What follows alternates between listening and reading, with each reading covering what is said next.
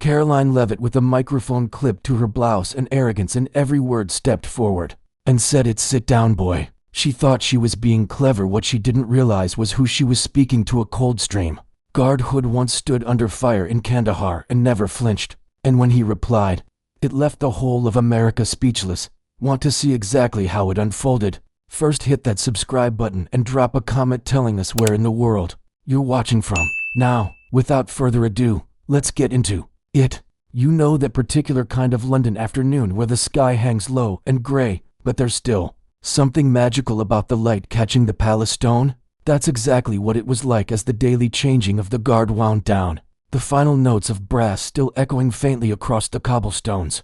The courtyard outside Buckingham Palace had that perfect post-ceremony calm, tourists lingering behind rope barriers, phones finally lowered, but eyes still wide with wonder. Everything was orderly, dignified, photogenic, exactly what it was supposed to be. Then the American delegation emerged from the palace's west corridor. You know the type: buttoned suits, crisp clipboards, and that particular energy that comes with having very important places to be. At the center of the group strode a woman who commanded attention without asking for it: Karoline Leavitt, former White House press secretary, now a rising political personality with a knack for turning moments into headlines. Mid-30s, blonde, wearing a tailored navy coat that probably costs more than most people's monthly rent. Her stride was sharp, purposeful, and already mic'd for sound. Behind her, a three-man camera crew followed like a perfectly choreographed shadow. She wasn't in London to make trouble, at least not officially. This was part of some cross-Atlantic cultural diplomacy series, something about allied messaging and media optics. But Karoline didn't do background noise. She did moments, the kind that went viral, got shared, became talking points. And this courtyard, with its pristine stone and scarlet uniformed guards, definitely had potential. As the delegation paused near the main archway, Karoline's eyes landed on a figure posted beneath the high wrought iron gate. Lance Corporal Elijah Ward, Coldstream Guards, stood at ceremonial attention, still as carved marble. His black burskin helmet cast shadows across his face. His crimson tunic was pressed to perfection, and his rifle rested at precisely the correct angle against his shoulder. His presence wasn't loud or demanding. It just was like he'd been carved from the same stone as the palace itself.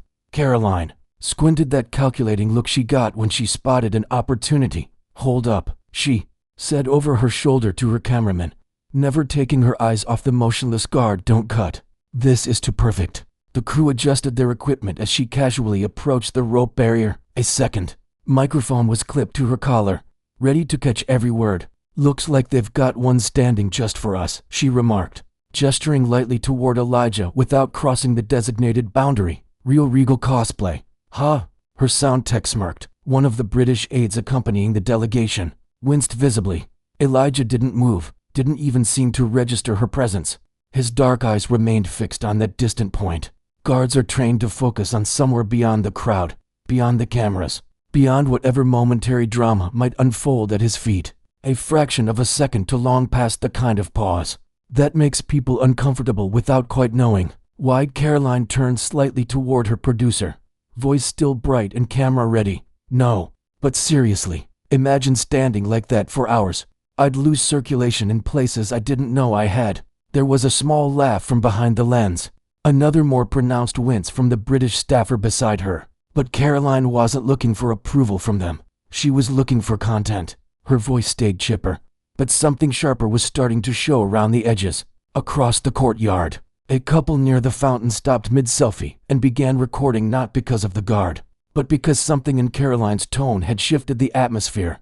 That particular kind of tension that builds when someone doesn't quite realize they're crossing a line, or maybe does, and enjoys the ambiguity. And yet Elijah Ward remained perfectly still. A light breeze stirred the crimson fabric of his sleeve. A pigeon landed near his polished boot, pecked at something invisible, then fluttered away. He didn't so much as blink. Karoline studied him with that practiced look of someone accustomed to getting reactions, not even a twitch. She said, smiling for the camera, "Maybe he's just ignoring us. I can respect that." The lighting was perfect. The shot was clean. Everything was going exactly according to plan. What none of them could see, what none of them could possibly understand, was the quiet awareness building behind the guard's composed exterior. Not anger, not wounded pride, Just the practiced vigilance of someone who spent a lifetime being underestimated and has learned to recognize the moment when stillness becomes its own kind of power. Because Lance Corporal Elijah Ward understood something that most people never learn.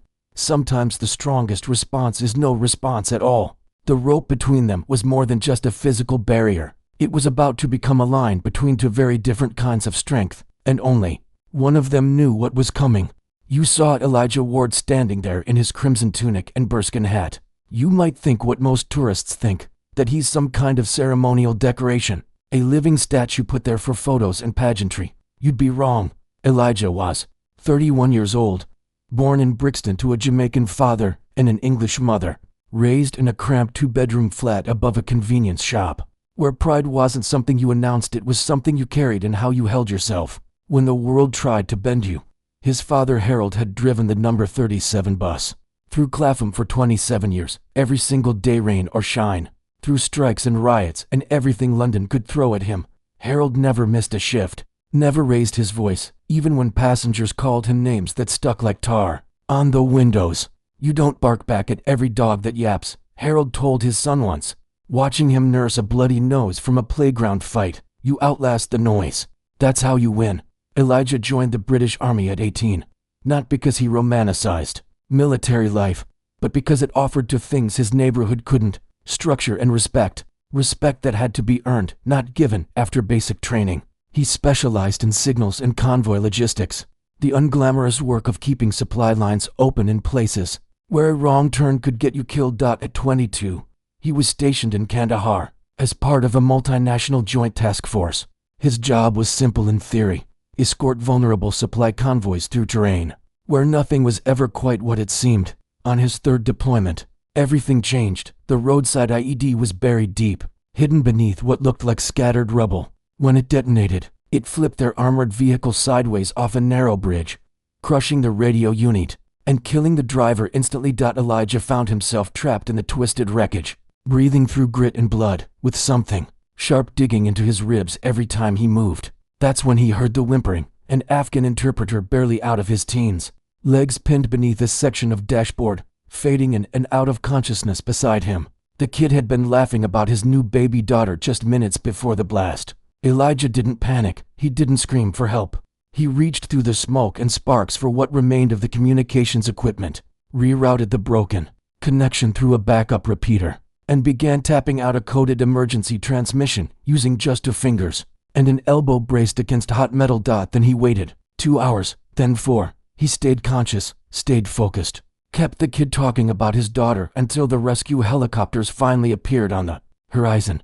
When the medics arrived, Elijah refused morphine until the interpreter was loaded onto the chopper first. The official commendation praised his exceptional composure under extreme duress and selfless dedication to preserving life. The citation sat in an envelope under his bed back home, next to his discharge papers and a faded letter from his father that he'd never answered. When the Coldstream Guards recruited him for ceremonial rotation, he said yes, not because he wanted to play dress-up for tourists, but because he understood what that uniform represented: discipline that didn't need to announce itself, strength that didn't require volume. He'd stood in that exact spot when heads of state walked past, when protesters screamed about imperialism, when drunk tourists tried to make him laugh with increasingly ridiculous antics. None of them had moved him, not physically, not emotionally, but today felt different. He could hear Karoline before. He could see her clearly, that particular kind of voice that treated everything as performance and everyone as props, sharp, practiced, always projecting just a little too much. When she called his uniform cosplay, something inside his chest shifted. Not anger, not even hurt, just the cold recognition of someone who'd heard it all before, in a dozen different languages, in places where words like that could get people killed. He kept his eyes forward, focused on that distant point beyond the crowd, but part of him was already calculating, already preparing. Because some battles aren't fought with fists or guns or raised voices. Some battles are won by refusing to move, and Elijah Ward had never lost one of those.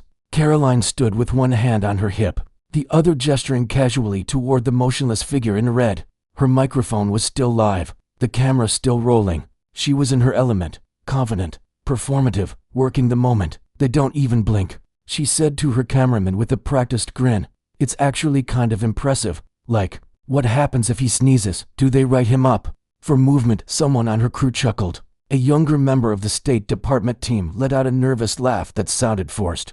Even to his own ears. Elijah remained exactly where he'd been for the past 2 hours, perfectly centered beneath the stone archway, rifle steady, chin lifted just so, boots aligned with military precision. His dark eyes stayed fixed on that invisible horizon that guards learned to see. Karoline tilted her head, like she was examining a particularly interesting museum piece. God, I honestly don't know how they do it, she continued, playing to the lens.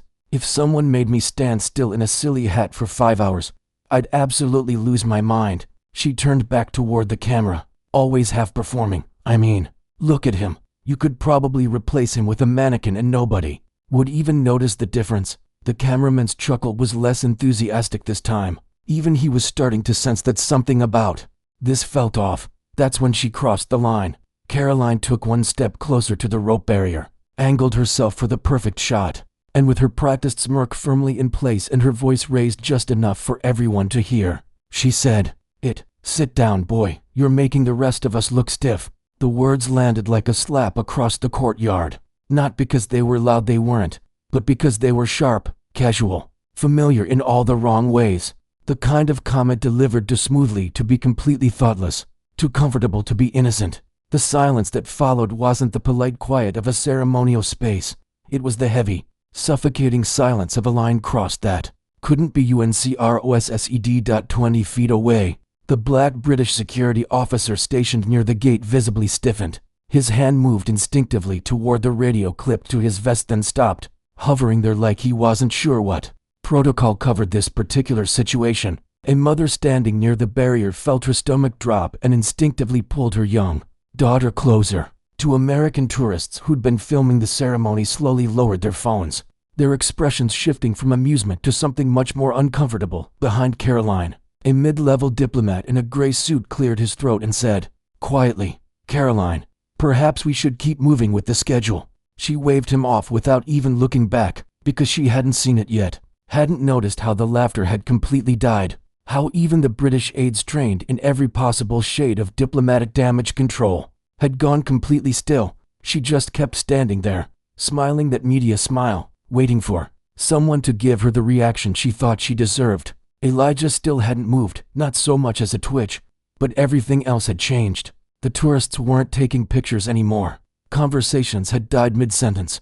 Even the pigeons seemed to sense that something fundamental had shifted in the courtyard, because everyone there had heard the word, boy, not soldier, not sir, not even guard, boy. The kind of word that doesn't just insult, it erases, that carries the weight of history like a chain around someone's neck, that turns a decorated combat veteran into a prop with one careless syllable and a microphone.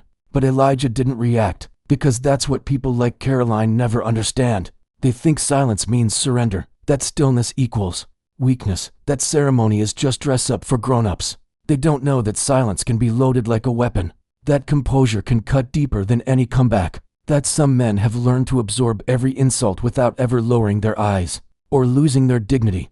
Karoline turned back to her crew, oblivious to the change in atmosphere. All right, she said brightly, let's grab some more shots. Over by the gates, I think we've got enough palace footage for the segment. The rope line wasn't breathing normally anymore. The crowd wasn't moving, and Lance Corporal Elijah Ward remained exactly where he'd been, motionless, dignified, unbroken. But the next time he moved, it wouldn't be because someone told him to. It would be because he chose to. The moment stretched like a held breath. That's how these things usually work, right? Someone says something inappropriate. People pretend not to hear it, and everyone moves on.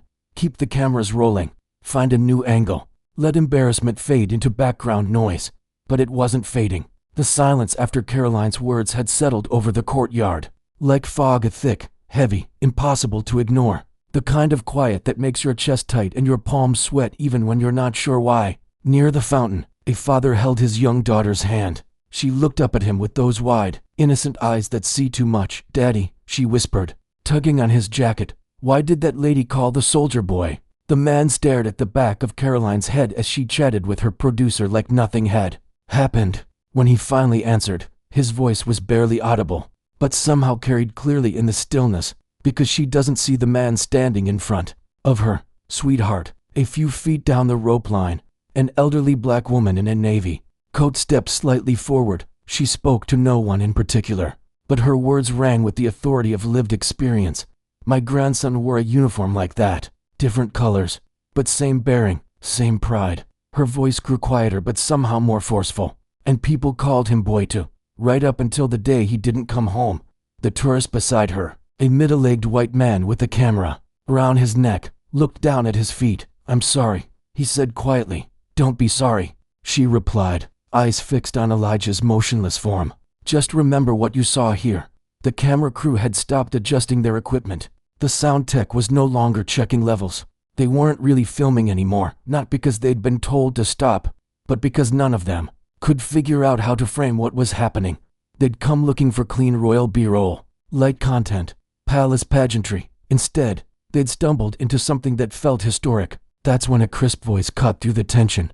Professional, calm, but carrying an edge that made everyone turn. Ma'am, the voice belonged to a British officer in dress uniform, dark blue with polished brass, ribbons displayed with understated precision. Captain Karoline Finch stepped forward with the measured pace of someone accustomed to managing situations that had gone sideways. Please, step back from the ceremonial perimeter. Karoline turned, blinking in surprise. Excuse me. Finch's expression remained perfectly neutral. You're currently addressing an active member of the Queen's Guard on palace grounds.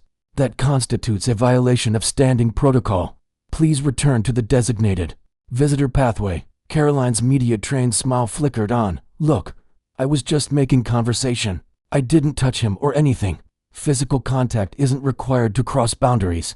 Finch replied evenly. Your words were inappropriate and disrespectful to a serving member of His Majesty's Armed Forces.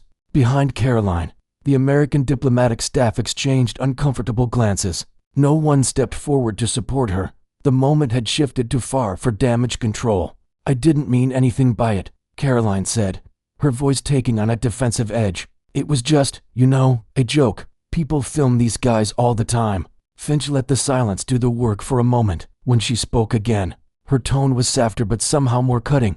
Intent doesn't determine impact, Miss Leavitt, and some jokes reveal more about the person telling them than their intended target. Karoline looked around, searching for support that wasn't coming. She could feel the moment slipping away from her. The narrative she'd thought she was controlling rewriting itself in real time. I mean, he's just standing there, she said, her voice rising slightly. It's not like he's actually doing anything. That's when it happened. A teenage boy in a school uniform couldn't have been more than 15, looked up from his phone with the kind of moral clarity that only comes from not yet learning to be polite about injustice. He's doing everything, the kid said, not loudly, but with absolute conviction. He's representing something bigger than himself, and you just tried to make him smaller. The words hung in the air like a judgment, simple, devastating, true. Karoline opened her mouth to respond, but no sound came out. Because what do you say to that? How do you argue with truth, delivered by someone young enough to still believe that dignity matters more than likes and shares? Behind her, through the crowd, another voice joined in, this one older, weathered, carrying the unmistakable authority of someone who'd worn a uniform himself. That guard's probably seen more combat than half the politicians giving orders on television, the man said to his companion, but loud enough for others to hear. And she calls him boy, like he's some kind of decoration. More heads turned, more whispers. The crowd was beginning to find its voice, and it wasn't supporting Karoline's version of events still. Elijah hadn't moved, hadn't acknowledged any of it. He stood like a lighthouse in a storm, fixed, steady, unmovable. But something had changed in the space around him. The silence wasn't just his anymore. It belonged to everyone who understood what they'd witnessed. Everyone who recognized the difference between performance and presence. Everyone who knew that some things shouldn't be moved, no matter how many cameras are watching. And for the first time in her career, Karoline Leavitt found herself in a story where she wasn't the protagonist. She was just someone who'd said the wrong thing to the right person. And everyone was watching to see what happened next. The tension had reached that breaking point where something has to give, where silence becomes so heavy it demands to be broken. The entire courtyard seemed to lean forward, waiting. Then finally, Elijah moved, not dramatically, not with anger or performance, just a slow, deliberate turn of his head, Lance Corporal Elijah Ward looked directly at Karoline Leavitt. With eyes that had seen more than she could imagine, the smile disappeared from her face instantly. When he spoke, his voice wasn't loud. It didn't need to be. It carried the quiet authority of someone who'd earned the right to be heard. "You called me boy," he said, each word precise and measured. "Let me tell you what that word has cost." The courtyard went completely silent. Even the traffic noise from the mall seemed to fade. My grandfather laid railway tracks from Sheffield to Birmingham, 6 days a week, rain or snow. For 37 years, people shouted boy at him while he carried steel that weighed more than their cars, called it tradition. He paused, but his gaze never wavered. My father was a paramedic with the London Ambulance Service, pulled bodies from the Thames during the blackout of '77, saved children from burning buildings in Brixton. He wore the Queen's crest on his shoulder and served this country for 23 years. But when he knocked on doors in Kensington, people still said, "Oh, you must be that new boy from the council." Karoline's lips parted, but no sound came, and Elijah's voice dropped even lower, forcing everyone to strain to hear. "I was 24 years old in Kandahar province.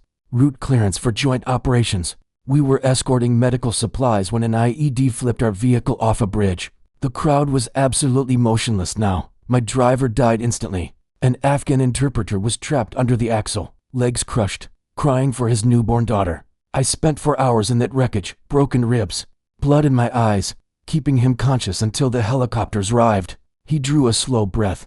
When the American contractor showed up to assess the damage, he looked at me pulling a man from the wreckage and said, "Who's the boy playing hero?" "You could have heard a pin drop, boy," Elijah continued. "Is what people say when they can't imagine you've carried something heavier than they ever will. It's what gets whispered when your bearing threatens theirs. When stillness looks too much like dignity." A flush had crept up Karoline's neck, but she couldn't look away. "I've stood guard outside this palace during 3 separate terrorist threats. I've stood here while someone threw paint, screamed obscenities, played God Save the Queen on a kazoo. I've never moved, not once." He took a single step forward, not toward her, but toward the space between them and the crowd, because stillness isn't weakness. It's discipline. It's knowing when to act and when to endure. It's carrying the weight of history without letting it break your spine. His voice rose just slightly, but it seemed to fill the entire courtyard. "This uniform isn't costume. It's not performance. It's woven from the threads of every person who stood in this spot before me. Every soldier who died so you could stand here safely. Every man and woman who learned that silence can be stronger than shouting." The crowd was leaning in now, hanging on every word. "You want me to sit down?" Elijah's voice carried a challenge that had nothing to do with aggression and everything to do with dignity. "You want me to abandon my post because my presence makes you uncomfortable?" He looked directly at her camera, then back at her face. "I've been shot at by people who hate what this uniform represents. I've been spit on by protesters who think it symbolizes oppression. I've been ignored by politicians who think ceremony is just expensive theater. But I've never not once been asked to sit down by someone who was supposed to understand what service means." The words hit like a physical blow, simple, devastating, true. "This isn't about you, Miss Leavitt. This has never been about you. This is about the idea that some things are worth standing for, especially when it's difficult." He straightened to his full height, shoulders square, chin level. "So no, I will not sit down, not for you, not for your cameras, not for anyone who thinks dignity is negotiable." The silence that followed was different from before. It wasn't empty or uncomfortable. It was full charged with recognition and respect, and the understanding that everyone present had just witnessed something remarkable. Karoline stood frozen, her microphone hanging uselessly at her side. For the first time in her professional life, she had absolutely nothing to say, because a man who hadn't raised his voice, hadn't moved from his post, hadn't done anything but stand still and speak truth, had just given the most powerful speech she'd ever heard, and everyone knew it. From somewhere in the crowd came the sound of slow, deliberate clapping. Not applause, something deeper, the kind of rhythmic acknowledgement usually reserved for moments that change how you see the world. Then another person joined, then another. Not everyone. This wasn't a celebration or a performance. It was simply the sound of recognition, of respect freely given to someone who'd earned it the hard way. Elijah Ward didn't acknowledge the applause. He simply resumed his position, eyes forward, rifle at the proper angle, bearing perfect and unbroken. But something had shifted, in the crowd, in the air, in the way people stood a little straighter. and looked at each other with something approaching reverence. Captain Finch stepped forward one final time. "Miss Leavitt," she said quietly, "your delegation is waiting." This time Karoline didn't argue. She turned toward her crew, toward the officials who'd brought her here, toward the exit that suddenly seemed very far away. As she walked back toward the palace gates, nobody followed her with their eyes. Nobody whispered about what she'd said, or how she'd looked saying it. They were all still watching the man in red who'd reminded them what it meant to stand for something. The man who'd refused to sit down. The man who'd chosen dignity over deference, principle over performance. The man who'd taught an entire courtyard that sometimes the most powerful response to being diminished is simply refusing to be smaller. And as Karoline's footsteps faded on the ancient stones, Lance Corporal Elijah Ward continued his watch. Steady, silent, absolutely unbroken, because that's what guards do. They stand, no matter what. So what do you think? When someone tries to diminish your dignity, should you sit down to make them comfortable? Or should you stand your ground, the way Lance Corporal Ward did in front of the whole world? And here's maybe the bigger question. In our age of viral moments and instant reactions, is there still power in choosing dignity over drama?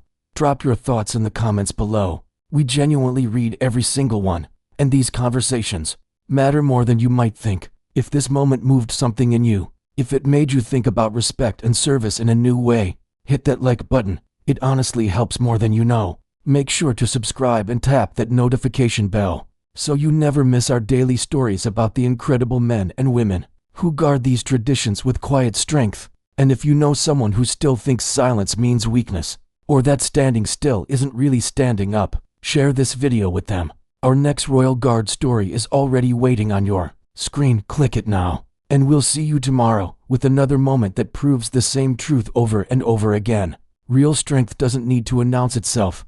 It just stands. And when it does, even the loudest voices in the world discover they have nothing left to